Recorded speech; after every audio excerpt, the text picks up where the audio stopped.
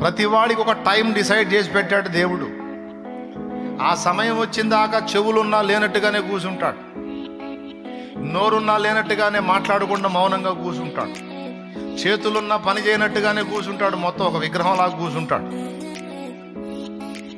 ఎందుకు ప్రభువా నువ్వు అలా కూర్చున్నావు అంటే, టైం ముందులే ఉండరా అంటాడు. బాగా వినాలి, ఏమంటాడు? టైం ముందులే ఉండు బేట, ఎవడికి చేయాల్సింది న్యాయం వాడికి చేస్తా కదరా. అరే నేను ఉన్నా కదరా, నా పేరు ఉన్నవాడు. దేవునికి స్తోత్రం. పగ తీర్చుట నా పని, నేనే ప్రతిఫలం. సంతోషించాల్సిన విషయం ఏంటంటే, ఒక్కడిని కూడా వదిలిపెట్టాడు దేవుడు.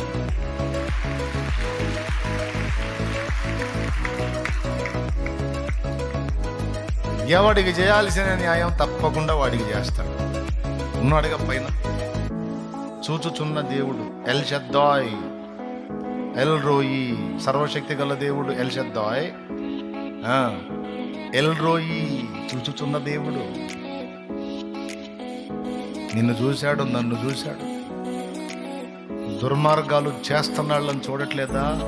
వాళ్ళ చేతుల్లో దుర్మార్గానికి బలైపోతున్న వాళ్ళని చూడట్లేదా? ఏం చేస్తారా? చంపుతారు, చంపండి రా, 20 సార్లు చంపండి రా, 21వ నేను లేపుతారా? రే రే రే లేపుతారా? ఏం చేస్తారా మీరు? రే ఏం చేస్తారు? చేయండి.